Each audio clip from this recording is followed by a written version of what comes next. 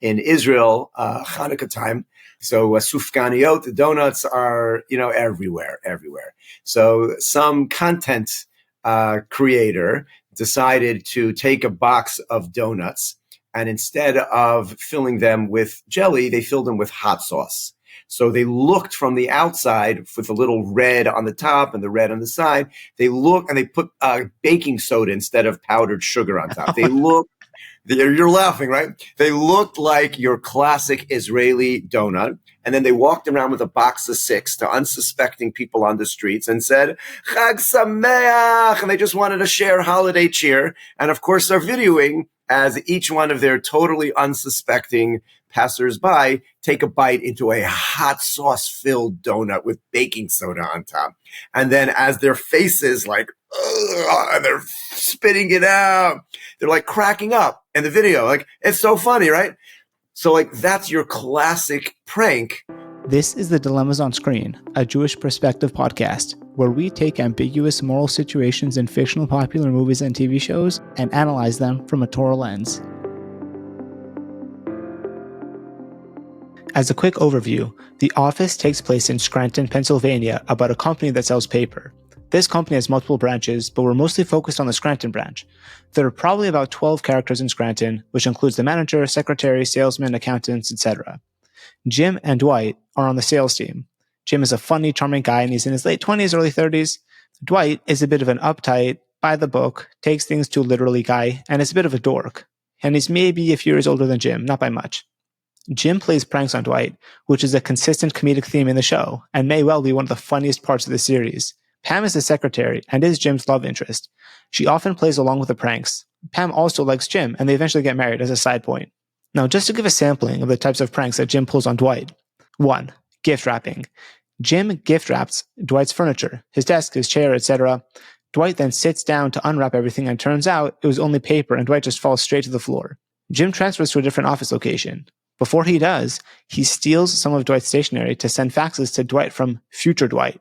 Jim writes in the fax, Dwight, someone poisons the coffee today at 8 a.m. Do not drink the coffee. We then flash to Dwight, who looks up. He sees a coworker with coffee, and Dwight runs across the office and slaps the coffee right out of the coworker's hand onto the floor.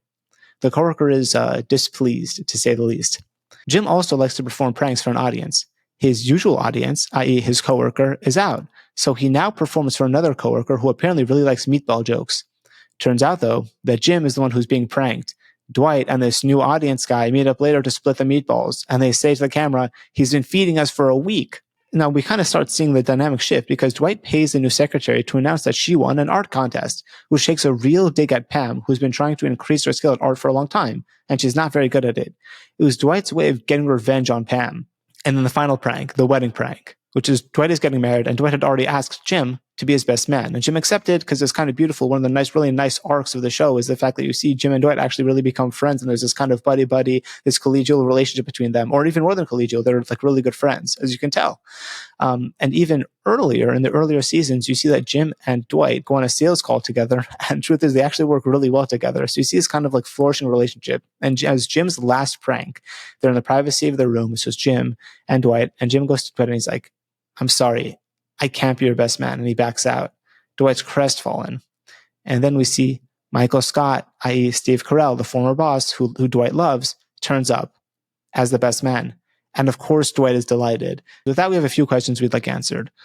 What's the Torah's general view of pranks? Is it positive? Is it negative? Is it both? Why? How do we parse that out? And also, eventually, Dwight starts fighting back and pranking Jim and Pam. Can a person start pranking back? Or should he take the high road? And then another question. When does a prank go from being a friendly joke to just being mean? What's the difference between pranking and playing a computer game for team building purposes? As background, in one of the more successful offices of the company, the office staff would play Call of Duty, a first-person shooter game on company time. This was done purposely by the office manager, who also participated. And as you can imagine, this kind of could also build a bit of a joking atmosphere. People are kind of making fun of the players who aren't so good. So how is that different from a prank? It seems like it is. But why? And then lastly, when is a prank just a cute way of leading into a delightful surprise? As we saw with the wedding prank, in terms of it wasn't nice for Dwight to experience that, but it led to a huge high. So how do we approach that? I am excited to welcome Rabbi Freundlich to this episode to answer our questions. Rabbi Freundlich serves as the senior rabbi of Congregation Beth Shalom in Lawrence, New York. Rabbi Freundlich received his smicha in 2005 from Baltimore's Near Israel Rabbinical College, where he also earned a Master's of Talmudic Law.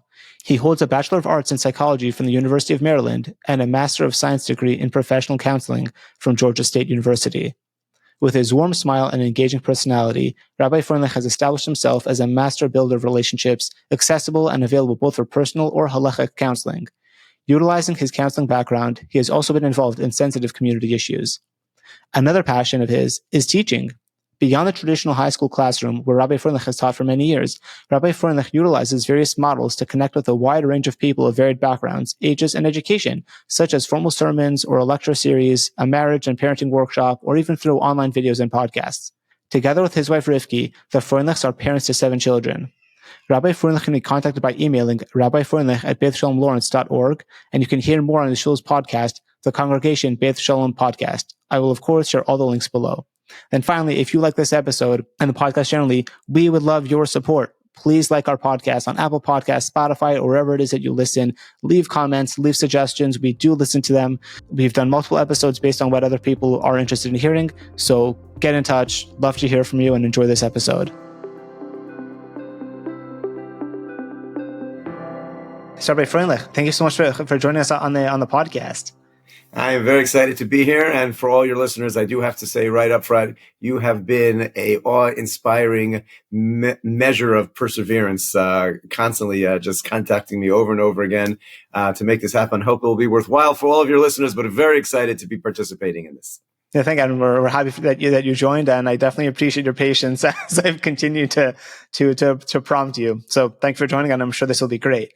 All right, so The Office, definitely probably one of the most popular. I'm sure it's called a sitcom, like a mockumentary style show. It's hilarious. I remember when I started watching it, like quite some time ago, and kind of one of the most charming, fun elements of the show is Jim pranking Dwight. I mean, that's for sure one of the reasons why it got so super popular. The dynamic is hilarious. But it obviously poses an issue because we're all having a good time. We're having a good time at Dwight's expense. So before we get into kind of the nitty gritty, the specific details of what it is that Jim does, I do want to address, like, it's fun. Like, it's fun for some people in the office. Like, Jim and Pam have a good time with it. It's part of how they build their relationship. So it's fun for them. But like, how do we view pranking generally? We see the positive, but there's also a negative side. So Judaism generally, how do we view pranking? Sure. I mean, you hit it exactly at the nail on the head. We love watching it because it's so funny. There is something about the human experience that enjoys. We get a kick out of watching someone else slip on a banana peel. There's like this classic stereotype of like people laughing when they see it. There is nothing intrinsically funny about that, but somehow it makes us laugh. And a show like The Office picked up on how much each of us as the viewers would love to do that, would love to be involved. It's great stuff. And I'll be totally honest, I laugh out loud like everybody else. It's great. But as you're saying, but like when you peel back the layers, like, yeah, it's nice on Hollywood. It's nice that it's a television sitcom to watch it. But is it really okay to do is a totally different story in the sense of breaking down like what actually happened. What did the victim, so to speak, of the prank have to experience to go through with this? And how do we feel about that? I think intuitively, and as we'll continue in this discussion, I'm sure, I think intuitively most of us understand like it's not a nice thing at all to do. It's not something that we would train or teach our children to do. That's not something that we look forward to or admire as a trait. It's hilarious on television, great entertainment. But as far as the growth of a human being, not quite what we're looking for. Right. It's a good point. I guess like if we got called in, I mean, obviously this is in a workplace, so they're adults, but if we got called in because our kid was the one doing that to another kid, we'd probably be really disappointed. And if our kid was the victim here, he was the one being pranked, I can't imagine any of us would be like, oh, that's such good fun. Just laugh along with them. Like, no, dude, they're laughing at you. I guess actually we can get back to that later, the whole laughing at someone versus with someone. But yeah, I can't imagine we'd be delighted if someone was doing that to us, to our kid. It would just probably wouldn't rub us the right way. 100%. Now, that's almost the way you look at it. It's like, what if I was Dwight? What if it was my child, my spouse, who was that character who came home from work and every day had to tell me, this is what happened to me? There's no chance anyone would be like, oh, don't worry about it, honey. It's all in good fun. We would be irate. there'd be steam coming out of our ears. So that's always a way to look at it. Like, well, how do we look at it as a religious community? How does the Torah look at it? All right, well, put yourself in Dwight's shoes. How would you feel if it was you, your child, your spouse? It's pretty obvious what the answer to that is in almost all of those cases. That's actually kind of interesting, because I guess what perhaps our listeners may have expected was like, oh, here's the Jewish law about this. But here you're saying, like, before you even get to Jewish law, and we could speak about if there are laws about this, but this isn't even like a legal thing. This is just almost like a good character trait thing. There's this whole idea of derech eretz kamel Torah, and proper behavior comes before you receive the Torah. So you're saying even on that level, before you even get to the Torah, it's intuitive, and you shouldn't be doing this. It is certainly intuitive, but that is actually, if you wanted to highlight, the Talmud actually has an amazing statement from the great sage Hillel. If you wanted to encompass all of Torah in one line, he writes, that which you don't like, don't do to your friends. If you wouldn't want it done to you, don't do it to anybody else. And so from that level alone, again, when I say most of the pranks, and I think this is really, I'm sure there's something we're going to get into, which is what are really the terms of engagements of a prank? Sometimes there are two guys, which a little bit applies to as the show developed to Jim and to Dwight, where no, this is their dynamic. This is their relationship. They expect it. They're playing with each other. That's totally different than the kind of prank where certainly as the show begins, where it's unexpected, there are no terms of engagement. It's a one-sided, so that nobody wants to be the butt of that kind of joke. Nobody wants to be the object where everybody's laughing. But there are other kinds of pranks where it's more an agreed upon type of behavior. And those are different. Those you have to sort of distinguish between. I'll give you an example. There was a bunch of these videos have come out over the years. In Israel, Hanukkah time, so sufganiyot, the donuts are, everywhere. So some content creator decided to take a box of donuts, and instead of filling them with jelly, they filled them with hot sauce. So they looked from the outside with the little red on the top and the red on the side. They put baking soda instead of powdered sugar on top. You're laughing, right? They looked like your classic Israeli donut. And then they walked around with a box of 6 to unsuspecting people on the streets and said, Chag Sameach! And they just wanted to share holiday cheer. And of course, they're videoing as each one of their totally unsuspecting passersby take a bite into a hot sauce-filled donut with baking soda on top. And then as their faces like, and they're spitting it out, they're like cracking up in the video. Like, it's so funny, right? So like, that's your classic prank. Like, what's funny about, it's funny as the viewer. If you're the person who bit into that donut, what's funny about that? There is no terms of engagement. It's not like we're two people who are having fun and you're going to get me today, I get you tomorrow, and this is how we banter around the office and have a good time. That's the kind of prank that just to get clicks and views is totally at someone else's expense. And that's totally antithetical to like the Jewish v'ahavta l'reacha kamocha, love your friend like yourself. What kind of friendship? You're just using somebody as an object to laugh at them. And in that kind of example, it's like crystal clear, like you're my object, I'm laughing at you, and I love that you've made yourself look like a fool and taste something horrible. I fooled you. It's like all bad from like, I think everybody would agree. Like that's not even like a Torah perspective. It's good for clicks, but it's not good for society. Right. That's right. I guess I can't help but think, but if someone were to say like, one of these people who've been to the donut got really upset, then I'm sure some people would probably be sympathetic, like that was not cool the way we're saying.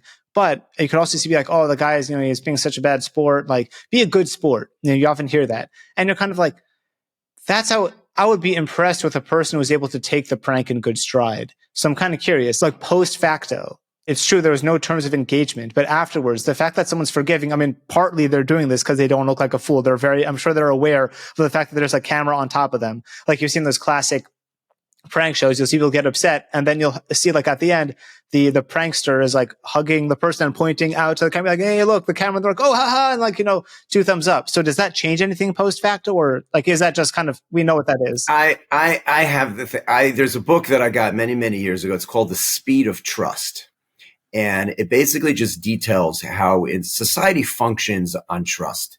It really does in everything that we do, from the simplest examples of trusting that the person who delivers my mail is really a mailman. And when I go to a store, this is really the price and you're not scamming me. And that we function as society trusting all the time. When you walk up to somebody and give them a donut, or those television shows that are all about pranks, and then afterwards they show them, you were on camera. All that it does is erodes the idea, the most basic premise of society functioning, which is, I can trust you. Now, again, there's a certain level, like you don't want to be scammed. You got to learn not to trust everybody. But it breaks down where now I walk around, and when anybody asks me for directions, like, am I on camera? Are you just fooling with me? Are you going to make a fool out of me? What is it? The trick works. The prank works because you're prying on a person's trust that they assumed when you asked them whatever question you asked them, that you were being serious, that you were an honest person with integrity. And you weren't, only to make fun of them. So it erodes just really the basic rules of societal functioning. Now, making a big thing of it, it's still funny, it's no big deal. But that person who was pranked for years after now has to always like, is this real? Is this not real? Are you being serious? I don't want to be taken again. It's so, listen, I don't want to be a killjoy of all of these things, but I am certainly not, a fan of using someone as an object for you to get laughs. It's just, it goes against what it is that as a people we're trying to grow and becoming giving and kind people. And I'm just using you as an object to make fun of you. So I'm not a big fan of it. Certainly from that perspective. That's actually, I'll admit, I didn't think of it from that angle, but that is a very good point, I guess, because you're right. I mean, now once a person, you can almost see this sometimes in social media where you see some the person with the camera is trying to engage and people who just don't want to. I'm sure part of it is because they have a camera, but also because they're suspicious. They're like, are you doing this out of is this sincere or are you just messing around? Right. I'll give you another example, something that my kids, they did standard stuff. Like every kid did this, they replaced the pepper for the salt, or the salt for the pepper at some point. And so one of the kids, likes salt for whatever, the scrambled eggs or something. And so they handed him what used to be the salt, and now it was pepper. Or the lid wasn't tight, and so the whole thing comes out on his food. So they're also so funny because why? He just thought it was going to be normal. Right? And they had messed with him. So now, for the next 10 years, every time he's about to do something, he has to check it, or, so what did we gain by that, right? We made fun of him once, and now every time, is it really? Because I don't want to have this happen again. Those kinds of pranks are not, Torah values. They're not human values of prying on a person's trust and innocence to make fun of them. That's not humor. That's creative humor. Humor and joking and causing laughter is great. I will bring this up right now. There's a very famous passage in the Talmud in which a certain sage was at the marketplace, and he runs into Eliyahu Navi, Elijah the prophet, which the Gemara, the Talmud often will describe that as an insight into the value of life and different types of conversations that they have. And he asks Elijah the prophet, he asks Eliyahu Navi, is there anyone here who is destined for the world to come? And he points to 2 people, and the sage is a little bit surprised. They don't quite look like the most pious individuals or the most learned individuals. And he approaches them and he says, what do you guys do? Who are you? Now, he doesn't tell them that he knows something about them, that they are the prototype for those who are destined for the world to come. But he asks them, what do you do?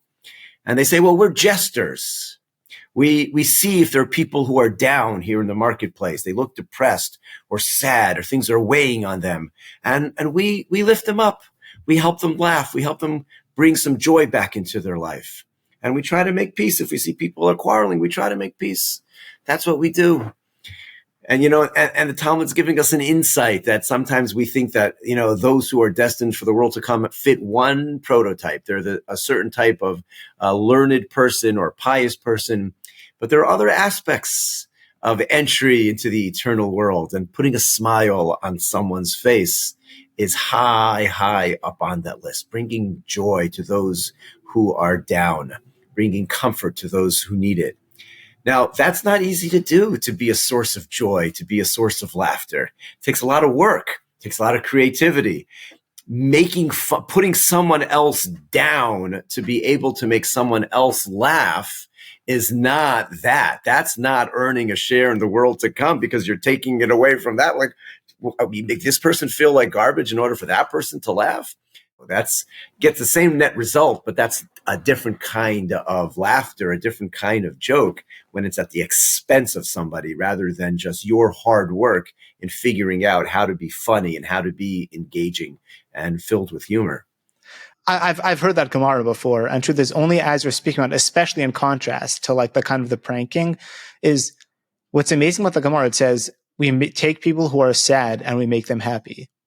Now that's amazing, because what a prank is, you're taking someone who perhaps is neutral and you're making them sad to make other people. I never even thought of that, and I almost wonder now if the whole point is you can't make someone else sad to make other people happy. It doesn't work that way. You take sad people and make them happy. You don't other people and make them sad. For sure. There's another aspect in these pranks, and that's the concept of embarrassment. When we're using someone else to laugh at them, and it's funny and it's hilarious, and we filled their donut with hot sauce or any other tricks that Jim plays on Dwight, usually the object is embarrassed because everyone's laughing at them. The whole, whatever it is, the whole office, the classroom, whoever it is. And it's well known that the Talmud describes a person who embarrasses somebody else in public is as if they murdered them. There's a strong, strong language that it's like akin to murder. The person's still here, but they feel so ashamed that it's like the opposite of what we were just speaking about in terms of putting a smile on them and giving them life. You've drained the life from them. So, when you're planning a prank like that, and maybe when it's over, you'll show them the camera. It's like, you were on camera, or like, haha, that's so funny. We were just joking. We don't really mean it. At the end of the day, if the person was embarrassed, if the nature of the prank is in front of others and others are laughing, the object of that prank being embarrassed, like, there's not much to talk about, like from a Torah perspective, like, well, how do we feel about that? That's terrible. That is terrible. Right. So I guess, but I kind of double clicking on that idea in terms of, it's like murder. Like you said, that's very extreme. If we're going to take this to its logical conclusion, then one thing I thought of was, if you're going to say it's murder, then we also know there's a general principle of like self-defense. If someone comes to kill you, you can then kill them. So I guess in terms of, we could potentially, I don't imagine you're allowed to kill a person who's about to embarrass you, but like, so like, what does that mean? Like, does that mean you can prank them back? Someone's going to prank you, you can prank them back? Or like, first, why is it like murder? That sounds very extreme. It is. I think the sages wanted to make it sound extreme. They wanted wanted us to understand that when you embarrass somebody in public, it's akin to murder. Again, as you said, it's not really murder. We wouldn't prosecute or try anybody for murder. But it's akin to murder. Like, you've taken their life away. In the same way as you can build a person life, you can give them a sense of a self-worth and accomplishment and value. You can take it away from a person. And when you take that away from a person, even though they're physically still here in front of us, but it's like, that's exactly the way the sages, it's akin to murder. Like, you've taken away their life. They feel like they have nothing of who they are. Now, in response to your questions, like, so can you do it back to them? So the answer, of course, is no. Like, they did it to you. It's done. They got to deal with the consequences. That doesn't give you the right, to do it back. An interesting question would have been like, if you found out about it, but the only way to stop it from happening was to somehow flip the prank on them so that they would be humiliated. That would be an interesting debate, whether or not, you could do that. If that was the only way to save it from yourself, was to put it back on them. All right, interesting. But yeah, certainly once it's been done, that doesn't give you permission to do it back. But that does segue into the other part of this discussion, which is, what if there are two guys, two good friends, two office workers, co-workers, and they sort of create this term of engagement of, this is what we do around here for fun. And it is, you do it to me, I'm going to do it to you. Not in a sense like you were just asking about, like in a sense of revenge, but in a sense of like, this is the game that we play. And instead of playing like, video games during our lunch hour, we're going to prank each other. And, in that, if that's what we sort of agree, and we sort of agree to the limit of like how bad it could be, and they're both in on it, that's a totally different, then that fits into like, okay, we're having a good time.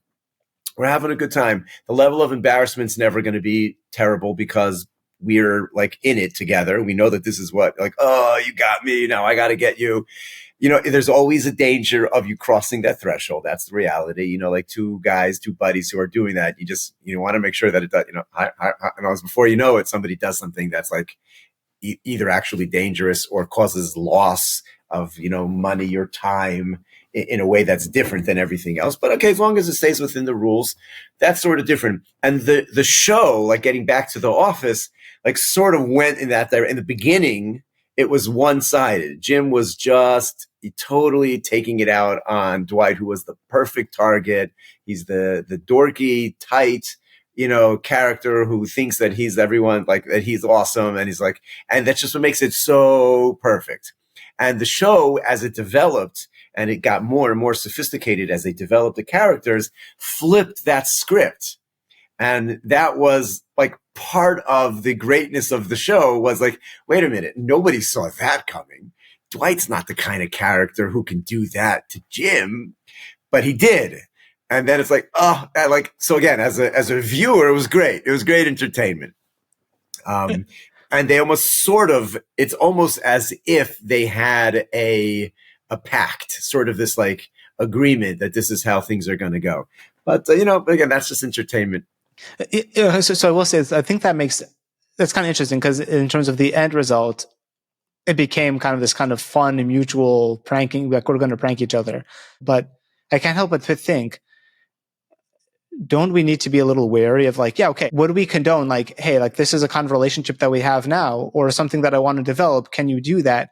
Is this just something like, no, I know that it'll eventually hopefully get there, but just because the beginnings will be rocky, you just have to say no. Can you say the same thing for pranking? It's like hard to imagine. Again, the language, we have like these two. There's a third thing which you haven't really addressed, which is stealing. Stealing is never okay, even if you intend on returning it. Like the fact that you took something without permission from someone else is stealing. But I'm going to give it back. Okay, but right now you stole. So you have that with time, you have that with resources, you have that with actual money. And then you have this idea of embarrassment. So an embarrassment is like playing with fire. Again, it's akin to murder.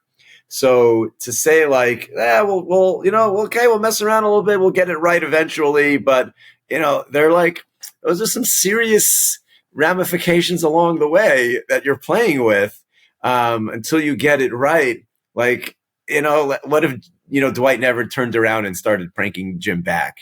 So like all the way, but along the way, it's okay because eventually we got there. I humiliated you over and over again. You thought the desk was gift wrapped and it was really nothing. You fell right through, and everybody laughs. Like at the end of the day, again, it's like playing with fire. It's playing with fire. It's eroding trust, like those kinds of pranks.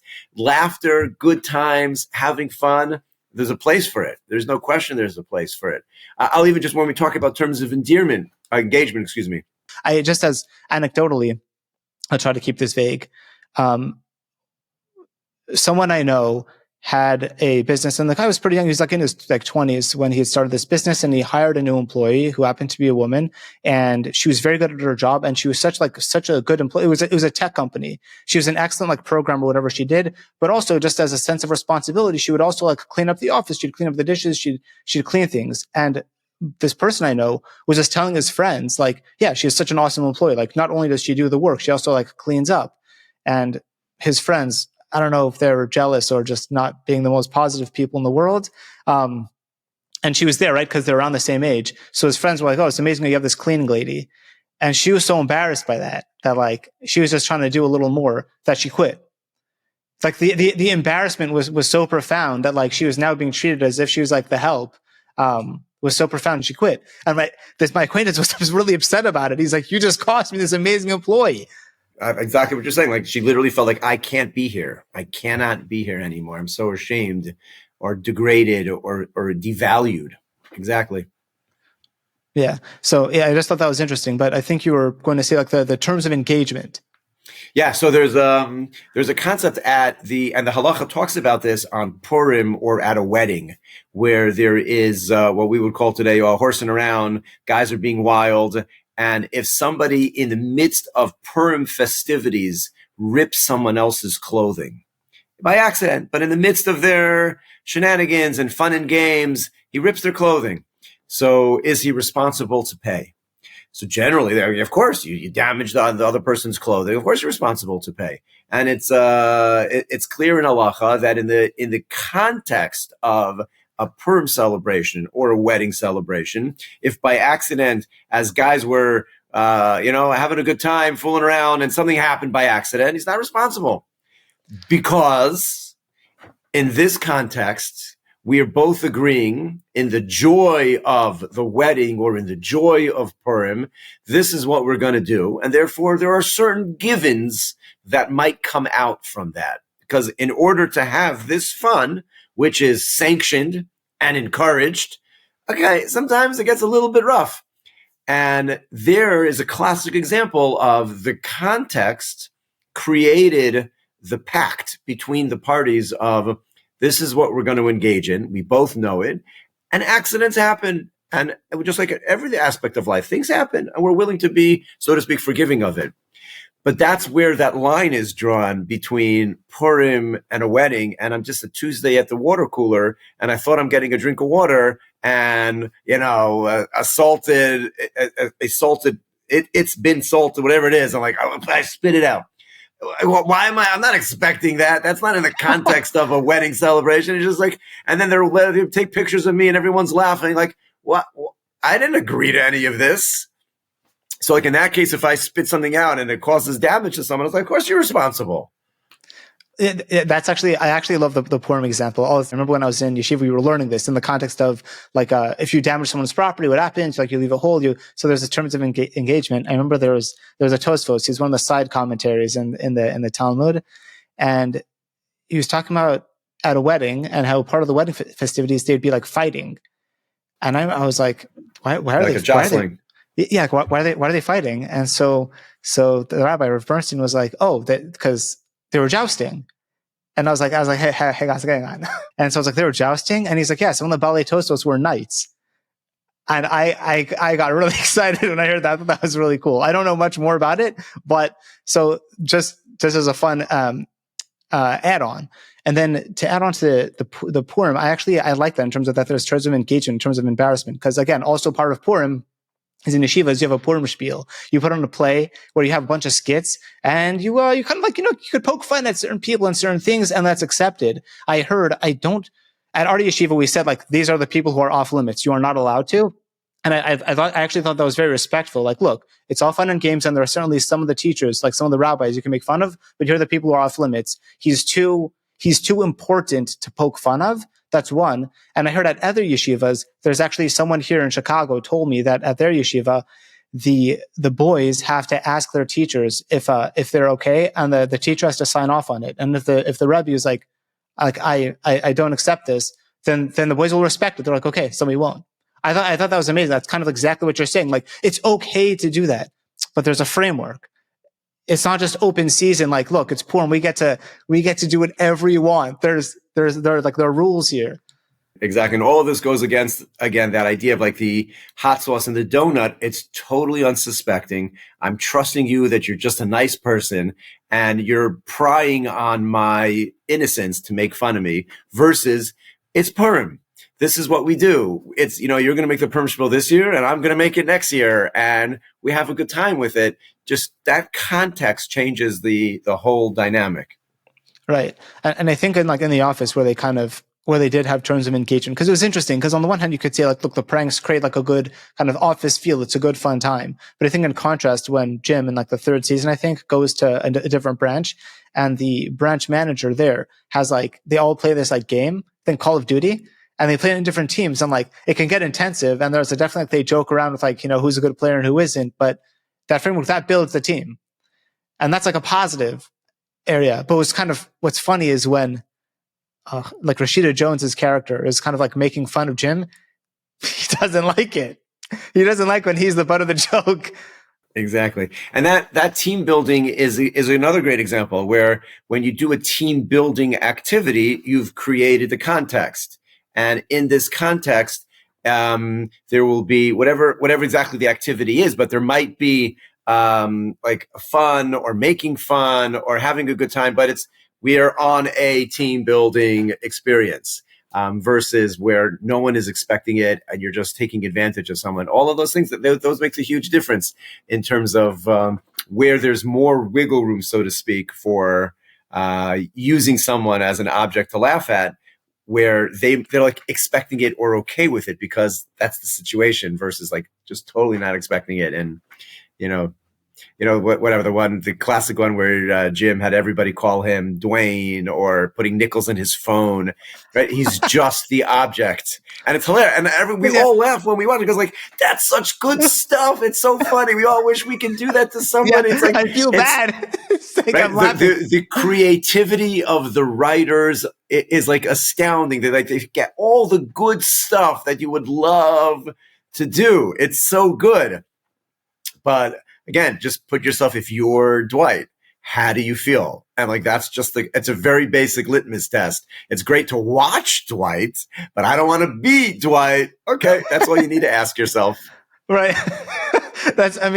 It's like so funny, guys. I'm just like, you're describing this, and here we are, we're talking about this topic, and it's like, it's so bad to embarrass someone. They start talking about the Nichols case, and it's just like, I can't help it. It's so funny. I mean, like, I guess just like, practically speaking, like, how do we approach that in terms of, you're laughing? I remember feeling bad about this in grade 6. Like, I've always had a hard time just restraining my laughter, even when I know that it's at someone's expense. So I know, like, one of my friends was making fun of another one of my friends, who, it was like a bit of an interesting dynamic. That friendship broke up soon because I didn't realize that it was turning vicious. But they're making fun of my friend, and I knew it was mean, but I couldn't help but laugh. And I remember feeling bad. I'm like, I shouldn't be laughing. I know he's hurt by this and he doesn't like it, but it's funny. I guess, is there like some kind of like a practical suggestion in terms of, am I a bad person now because I'm laughing? Like, it's involuntary. I don't want to laugh. I know it's wrong, and yet here I am. Yeah, it goes back to the banana peel. Why do we laugh? Why do we laugh when we see somebody slip on a banana peel? Like, there's nothing funny. Like, they're hurt. They fell on the floor. They embarrassed themselves. There's an element of laughter, and this goes into a deep Kabbalistic concept, which I'm not getting into the depths, just skimming the surface on, of when something is incongruous. When something is incongruous, it makes us laugh. You think about good humor. I was expecting the story to go this way, and it was a sudden shift. It went that way, a good plot twist. All of those things are engaging, and they're often funny, things which seem like they can't be. The very name of our forefather, Yitzchak, it's laughter. It's laugh invoking, because it's impossible. This story, he can't be born from a 100-year-old man and a 90-year-old woman. It can't be. And when it happens, everyone who sees is going to laugh. That's literally what Sarah says when she hears this news. We're going to call him Yitzchak, because it's so incongruous. It's so unexpected. But just as far as what you're discussing, yeah, we laugh because it's so, like, I can't believe you're saying that about him. I can't, it's true. It's funny. It is funny. And so we laugh. It is really not a simple task, to see something that would make us laugh. You think of, I, as a rabbi of a shul, I try my best never to allow comedians to come to I don't like it at all. I don't like it. Because what makes comedians so funny is they're making fun of things. They're making fun of people. They're making fun of certain demographics, and they're good because there's what to make fun of. So we laugh. But it's like, I can't, like someone's going to be hurt. It's just, if they're like totally clean and not making fun of everybody, it's often a dud. So that's not a good program. And if they're making fun of things, it's funny. Like, it's funny. I laugh too. It's funny. But it doesn't mean it's like a value that I have to laugh at somebody, but like it's true that it's funny. So no, that's a good point. I remember, like, I'm not gonna name him, but there was one, I guess, like, kind of show, this almost like journalistic type comedic show, and I used to watch it, and then I heard this whole like long, like hour long share, this class about how like humor, it can be great. Like you said, like it could be elevating, it could be great, it could be team building, it could make a person happy, but sometimes it also tears things down. And when it tears things down, it can be like a real negative. Like you could hear this inspiring idea and you're like, wow. And you're like, you feel like your life is about to change. And then one person makes one funny comment and there goes all the inspiration. And as I was thinking about this, I was like, this is what this comedic guy does. He literally just tears things down. So I think that's, I mean, like, kudos to you. Cause you're right. It can be fun and funny, but at what cost? What's the expense? Good point. I actually want to move on. I'd like to go through maybe one or two and see like what issues come up. So when Jim moves offices, he steals some of Dwight's stationery, goes to this other place, and he starts sending faxes to Dwight, from like future Dwight. Future Dwight, and he's like, hey, Dwight, like this is future Dwight speaking. Someone poisons the coffee this morning. Do not drink the coffee. And then like you see a flash to Dwight, and then he sees Stanley like walking by with his cup of coffee, and Dwight's like, no, and he like goes and he slaps it out of his hand. And we're just like, oh, this is amazing. But so kind of taking a step back, how do we see that? Let's break it down. What are the issues here? You know, on a minor, I mean, I would say minor level, but on the one hand, what you have here is, again, a wasted cup of coffee. So, okay, you know, how big of a waste, we've probably wasted many cups of coffee in our life. Like, but if we're listing everything, so at the end of the day, we wasted a cup of coffee. In that particular scene, which is so funny, is like he literally like throws it out of his hand. Like, well, where did it go? So like when you're watching as a viewer, they just cut to commercial and it's just hilarious. But now there's a mess, right? There's coffee everywhere. So that's got to be dealt with. You know, whether or not he stained the carpet, the walls, whatever it is. And the real issue in that particular, you know, prank is, you know, getting into Dwight's head that he's being communicated from the future Dwight. This is why we as the viewers love that, because like, are you kidding me? Like, what? He really thinks that future Dwight is faxing messages to him. It's like, and like it's so absurd, which is why it's so funny. It's such good entertainment that the character of Dwight would believe that his future self, right? So then you just have to ask in terms of whether you're asking that question of is there something wrong with getting in someone's head and making them believe something as absurd and as that? So to a degree, you have what's called Genevas das. You're stealing their mind or their mindset or their understanding of the world, and that you've convinced them that something is real that's not. What kind of impact will that have? So in that particular scene, it was a cup of coffee. But the ability to now manipulate a person based on the fact that you have sold them false information about the world is in itself a problem. You have completely manipulated their sense because you've lied to them and created a reality that does not exist. And now they are interacting with that reality. Again, I feel like I'm making a big thing out of a television show, but in terms of if you break down what happened, that's the problem. And that's why it's so funny in that Jim is pulling the strings as the puppeteer because he created a false reality that because of the character of Dwight believes. And we're like, that's ridiculous. No one would believe such a thing. But what happens is that like, I've created a reality that's not true, that you believe in, and I now can manipulate your behaviors based on this false reality that I created. That, you know, we talk about what's the problem? That's the problem. You know, you're no longer functioning in reality. I falsified reality because I pried on your naivety, silly, whatever, you know, but I pried on something, created a new world that's not true, and I'm in control of, and now I dictate certain behaviors. So that's not, you know. You know what though? Okay, so like it's true. Like actually, now that you're saying this in terms of you're right, because we're making a mountain out of a molehill. Like it's clearly so absurd. No one would believe that.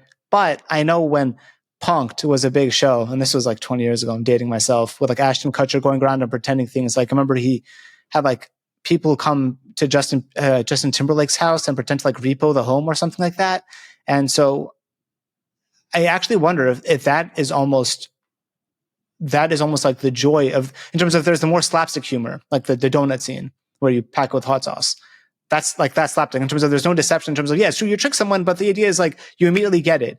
But the deeper pranks are when you do get into somebody's head. And like, just like Justin Timberlake thought his house was being repoed. Like you've manipulated reality to him. And now you're almost like, what's he going to do? I almost wonder if that's part of the problem with pranking. It's not just the embarrassment, it's the deceit. 100%. Like we were talking about earlier, like the world is built on trust. Right. And I trusted you that whatever story you're telling me is true.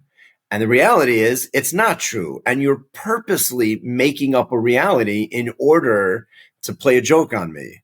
And that's exactly it. You know, it is total deceit. And you created a false reality that gets into my head of like, I don't know what's real anymore, only because you're purposely messing with it. Not because there's a complicated situation in the Middle East and I can't figure out who's saying what. Like, no, you're purposely misleading me and making me think that what's right is wrong and what's wrong is right and what's up is down and down. And then you laugh at me because I believed you. Didn't you want me to believe you? Don't you want me to trust what you say? No, you don't. That's why, like, you're when you play the prank, you're actively saying, I really don't want you to believe anything that I say. I don't want you to trust me. You know what? That's actually, so first, thank you for making those. I wasn't building the connection between like the whole trust and the deceit, but yeah, that's true. And what's also scary is like I have young kids, and I literally remember this when I was a kid, when, you know, people like, you know, they joke around, and then I remember I would joke around, and my mom's like, you're like, don't lie. And I was like, what do you mean? Like it was a joke. And she's like, no, like that's lying.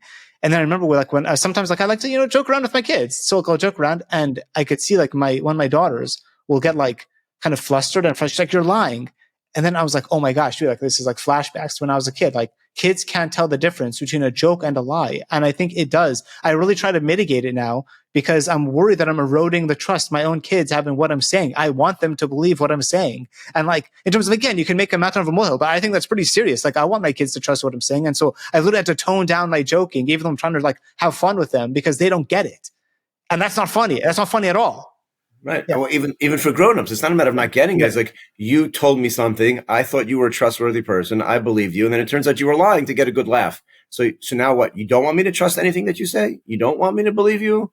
Like what? Well, that's, you know, like that's always the argument, you know, that I would be making in terms of even with my own kids or myself. I agree with you. Like as parents, like you fooled your kid. What do you mean you fooled your kid? They of course they believed mommy or daddy. And it turns out whatever you were saying that wasn't true. So you get a good laugh. Like, so you don't want them to believe you? You don't want them to trust you? Oh, one last question, just so we can end on like on a net positive, was one of the pranks. It's like the most wholesome, like the best. It's like such a fun prank. Is Dwight's about to get married, and so Jim's the best man, which is like it's like really like full circle. It's like beautiful relationship. Like Dwight wants Jim to be the best man. Jim's happy to do that, and Jim at the wedding was like, "Can't do it. I can't do it. I can't do it." And Dwight's like, "What?" And he's like, "You see, he's like crestfallen." And then you see like Michael Scott, like the boss, walks in and he's like, yeah, he's going to be the best man. And you see like Dwight's face lit up and it's like beautiful. And then Jim's like, best prank ever. And that's beautiful. So in terms of, again, like there you could see it led to Dwight wasn't in on it. And he was upset at first. Now it happened to be that it was really nice. It was a nice ending. It was a nice ending. So how do we view that? Because there was deceit. You were lying. It was negative, but it was nice. It was nice. It was cute. So like, what's the difference there? It's hard for me to exactly parse through. Like, why is that not the same as Dwight just, Jim just pranking Dwight? Yeah, but it is a good question and is a great case study of which, you know, just to talk it through is not clear because he's not embarrassed. You didn't take like time, you know, in any of those ways. All you did is, let's just call it for what it is. You temporarily crushed him on his wedding day. Like, we all know what it's like in that moment. Like in those, the whole thing was 4 seconds, right? From the time that he says, I can't do it until Michael walks in and it's like this climax, like what a great ending. during those 4 seconds, like there's panic. I mean, if you were the groom getting married and you were planning on this happening, and now he says, I can't, and like, well, now what? It was short-lived, but it's panic that you create. So I think this really gets back to a question which we really haven't spoken about much in this session, which is like, what's the objective? Why are you doing this? Why are you pranking the person? So again, the word prank is a fun, like, why are you putting the person through this? So most of the times when it's a prank, the reason why you're deceiving the person is so that you could laugh at them. So that doesn't really hold a lot of water. The reason why I'm deceiving you is so that I could laugh at you. And if I were to ask you, would you have wanted me to do that? And no, I don't want you to do that. I didn't enjoy that at all. You enjoyed it. I don't enjoy it. So if that's how the relationship would go, so then the answer is like, yeah, that's not really okay. What's unique about this example that you're talking about is if you were to have asked, like, why are you doing it? Like, why are you playing this game on Dwight?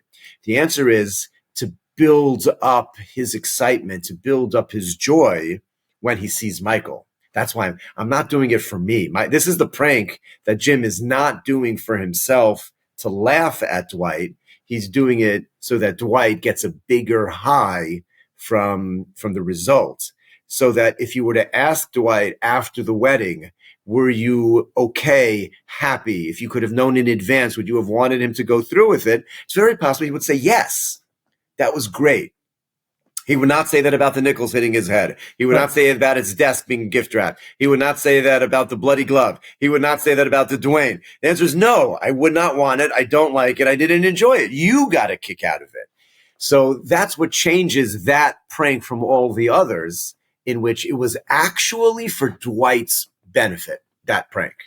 Now, we could debate whether or not Dwight would have said, if you could ask him, was it worth the 4 seconds of panic to get to that end result? Okay, that's a risk, right? That the pranker is playing. Like, I hope so. But it's possible the answer is yes. All the other pranks, the answer is for sure no. But in that prank, could be Dwight would have been happy with that. Because certainly if you ask the question, like, again, why are you doing it? I'm actually doing this for Dwight. That's why I'm doing it. So that puts that in a different category of prank where it's actually being done for the benefit of the object of the prank. Again, we could debate whether or not he would want it or he wouldn't want it, but at least as I set out on this prank, it's for your benefit. It's because you're going to like this. That's beautiful. I love that. I also think like an additional point is that it was done in private, so it wasn't for like everyone to see. That's beautiful. I like that. I like that. That makes sense. Rabbi, this was phenomenal. Thank you so much for joining us. That was really a pleasure being on. I thank you very much for the opportunity, and look forward to listening to some other episodes. Thanks so much. Thank you. Thank you for tuning in to the Dilemmas on Screen, a Jewish Perspective podcast. If you enjoyed this episode, please subscribe. If you have any suggestions for a moral dilemma you'd like analyzed, feel free to send it over. Thanks again, and see you next time.